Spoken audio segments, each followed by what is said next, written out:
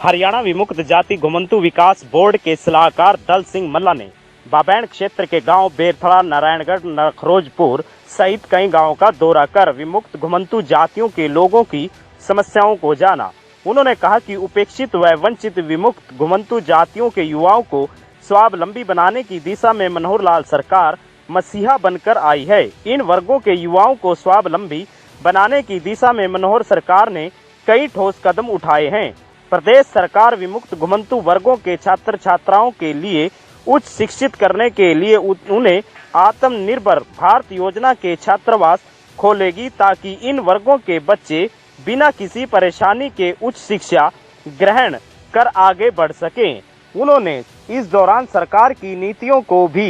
जनता तक पहुंचाने का काम किया। मैं अपने भाई बहनों को हाथ जोड़कर नमस्कार करता हूं और आपके सामने रखना चाहता हूं, लाडवा हलके में हमारा बबैन गांव खासी अच्छी तरक्की कर रहा है और मेरा गांव भी बबैन के 3 किलोमीटर दूरी पे है, गांव नारायणगढ़। दूसरी बात मैं रखना चाहता हूं, भारतीय जनता पार्टी की सरकार ने इस इलाके, इस क्षेत्र के विकास के लिए और सभी लोगों को मुख्यधारा से जोड़ते हुए हम सब के विकास पे बहुत ध्यान दिया है। सरकार ने विमुक्त घुमंतू बोर्ड का गठन कर हरियाणा राज्य की 29 कास्टों के विकास की सुध ली और मैं जिन जातियों का जिक्र कर रहा हूँ, ये जातियाँ 1857 के युद्ध में भारतवर्ष को आज़ाद करने के लिए लगी रही और इसी का खामियाजा इन जातियों को 1871 के क्रिमिनल ट्राइब एक्ट जो इंग्लैंड में बनाया गया, इन जातियों के खिलाफ उसको ये भुगतती रही और उसके कारण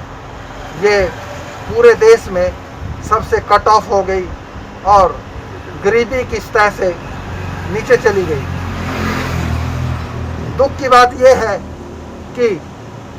जब 15 अगस्त 1947 को भारतवर्ष आज़ाद हो रहा तो इन जातियों की आज़ादी की सुध उस समय की सरकार ने नहीं ली और अयंगर इंक्वायरी कमेटी बनी। उसके बाद 31 अगस्त 1952 को इन जातियों को क्राइम एक्ट से मुक्त किया गया, पर उससे भी बड़ी दुख की बात है कि उस सरकार ने एक कानून से हटके इनके ऊपर दूसरा कानून लगा दिया, हैबिचुअल ऑफेंडर्स एक्ट। बाबैंड से राकेश शर्मा की रिपोर्ट।